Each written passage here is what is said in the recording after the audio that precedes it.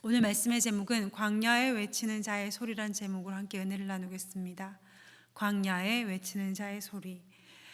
지금으로부터 한 20년 전에 한국 교회에 조용하지만 깊은 울림을 주셨던 분이 계십니다. 그리고 그분에 관한 책이 있는데 다 읽어보셨을 것 같아요. 그 책은 바로 심령이 가난한 자는 복이 있나니 라는 제목이었고, 그 인물은 바로 최춘선이라는 할아버지셨습니다. 기억나시나요? 한 20년 전에 굉장히 센세이션을 일으켰죠, 한국 교회에. 할아버지는 비가 오나 눈이 오나 맨발로 지하철을 타고 다니고 맨발로 걸어 다니면서 알 수 없는 말로, 알아들을 듯한 못 알아들을 듯한 말로 사람들에게 복음을 전하셨습니다.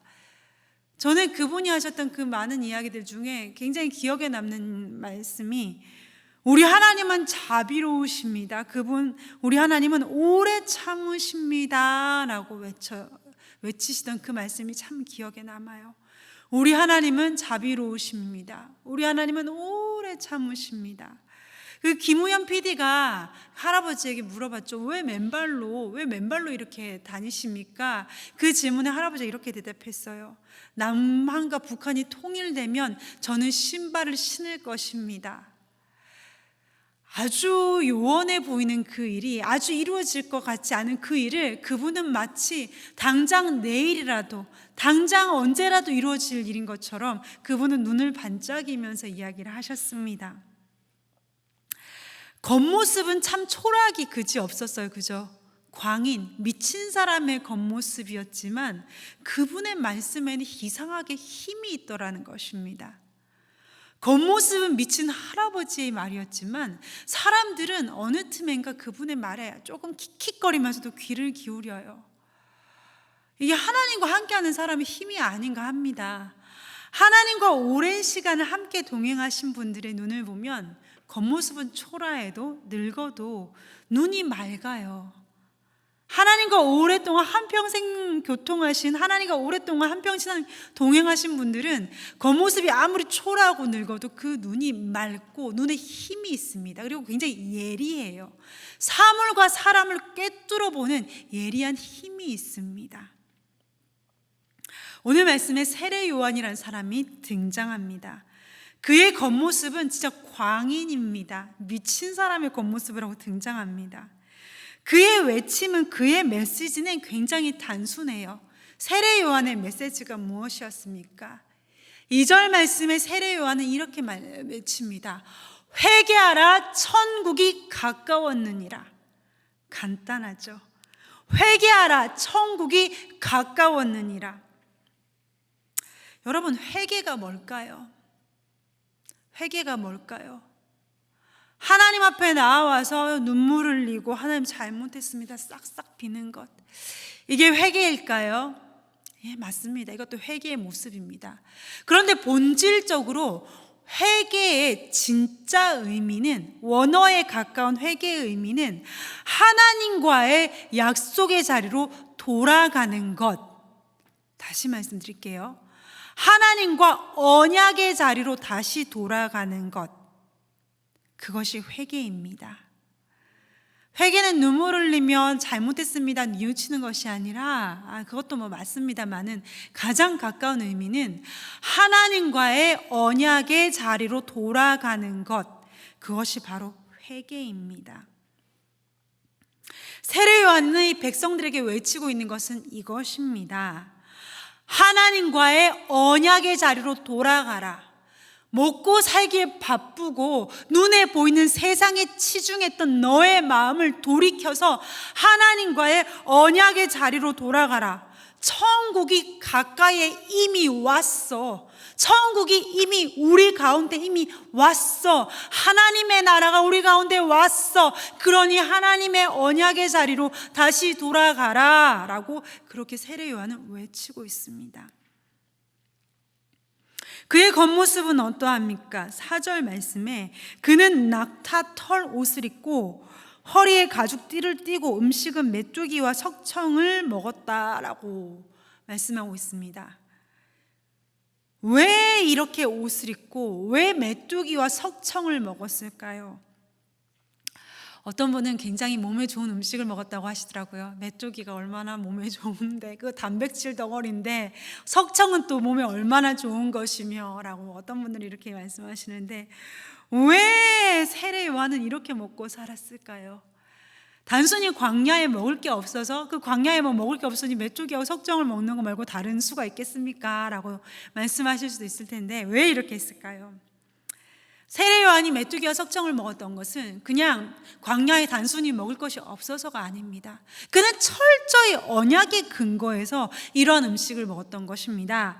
레위기 11장 22절 말씀에 집에 가서 찾아보세요. 레위기 11장 22절 말씀에 이렇게 나와 있습니다.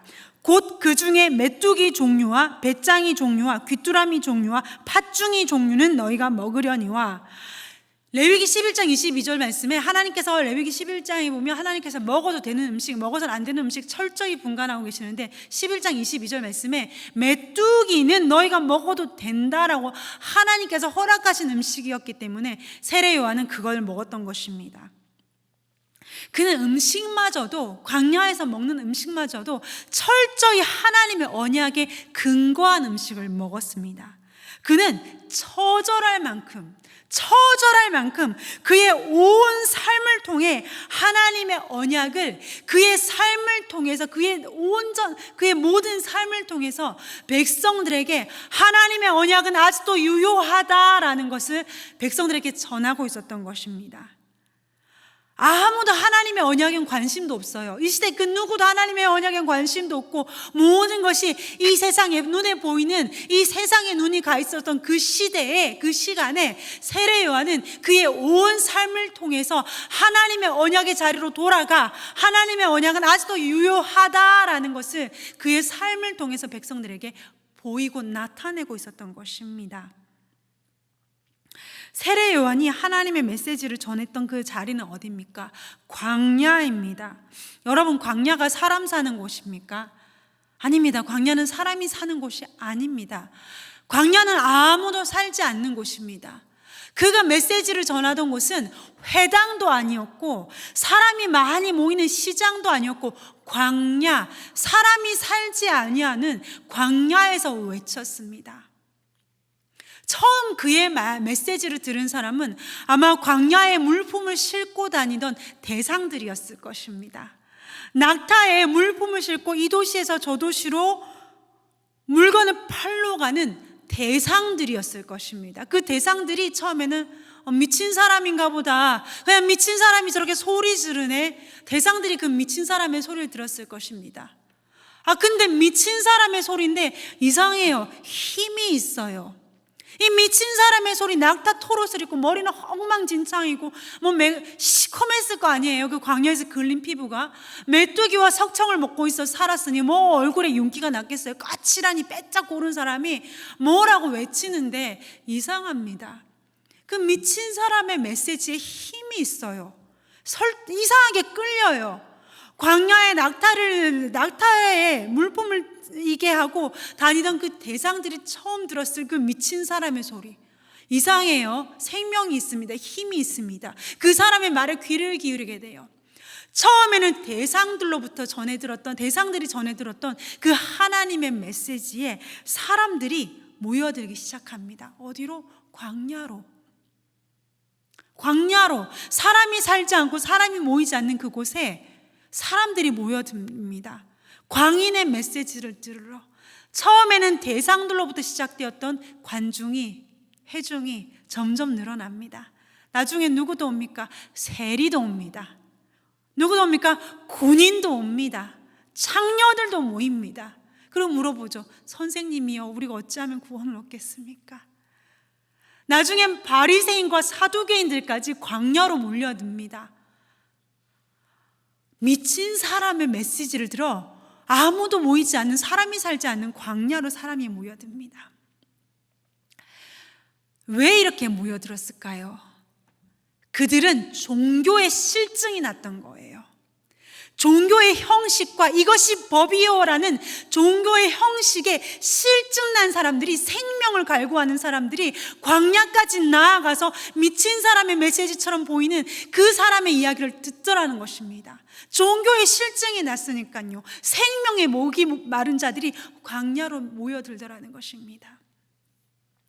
여러분, 이 신약과 구약 사이에는 요 종이 한 장이죠. 그런데 신약과 구약 사이에는, 구약과 신약 사이 종이 한 장으로 보이지만 이 사이에는 400년이라는 시간이 존재합니다. 하나님은 이 400년 동안, 이 400년은 신구약의 암흑기라고 말하는데 400년 동안 하나님은 침묵하셨습니다. 말씀하지 않으셨습니다. 신구약 400년 동안 말씀하지 않으시던 하나님이, 400년 동안 침묵하시던 하나님이 드디어 마태복음에 이르러 세례 요한의 입을 통해 하나님은 터뜨리듯이 하나님의 말씀을 전하십니다. 그 말씀이 무엇입니까? 회개하라, 천국이 가까이 왔느니라. 하나님의 말씀이 세례 요한을 통해 터져 나오는 순간이었습니다. 여러분, 사람은 언제 가장 빛나는지 아십니까? 높은 자리에 있어서 빛나고 낮은 자리에 있어서 시커먼 것이 아니라, 사람은 광야에 있더라도 사명의 자리에 있을 때 빛납니다. 화려한 자리에 있어서 빛나는 것이 아니라, 돈이 많다 하여 그 사람이 빛나는 것이 아니라, 사람은 광야에 있더라도 사명의 자리에 있을 때 사람은 빛이 납니다. 그 자리는 반드시 교회에 국한되지 않아요. 교회에 있을 때만 아름다운 것이 아니라 하나님께서 맡기신 사명의 자리에, 가정이든지 그것이 직장이든지 그것이 일터이든지 생업의 터전이든지 하나님께서 맡기신 사명의 자리에 있을 때 그 사람은 가장 빛이 납니다. 그 자리에서, 하나님께서 내게 맡기신 사명의 자리에서 내가 보여야 할 모습은 무엇입니까? 세례 요한처럼 우리는 우리의 삶을 통해 말해야 됩니다. 회개하라, 천국이 가까이 왔느니라. 우리가 외쳐야 될 것은 무엇입니까? 이 세상 영원하지 않습니다. 이 세상 영원하지 않습니다. 예수님 오실 날 멀지 않았습니다. 예수님 이 땅에 다시 오실 날 멀지 않았습니다. 예수님 곧 오십니다. 그렇게 살면 망합니다. 여러분, 그렇게 살다가 망합니다. 여러분, 그렇게 살면 지옥 가요. 그런 식으로 살면 지옥 갑니다. 그러니 돌이키십시오. 예수님께로 돌아오십시오. 그것이 우리의 삶을 통해서 전해야 할 메시지입니다. 그것이 우리의 사명의 자리에서 우리가 전해야 될 메시지입니다. 우리는 우리의 삶을 통해 그것을 외쳐야 합니다. 이 세상에 온통 눈에 보이는 것에 마음과 생각이 빼앗긴 사람들에게 우리의 사명의 자리에서 외쳐야 합니다. 예수님 오실 날 멀지 않았습니다. 천국과 지옥이 있습니다. 예수님 오시면 천국과 지옥으로 나뉘어집니다. 그렇게 살면 지옥 가요. 천국 가야 합니다. 예수님 믿으십시오. 그것을 우리의 삶을 통해 우리의 사명의 자리에서 외쳐야 합니다. 사명의 자리에서 사명을 다할 때 가장 빛납니다.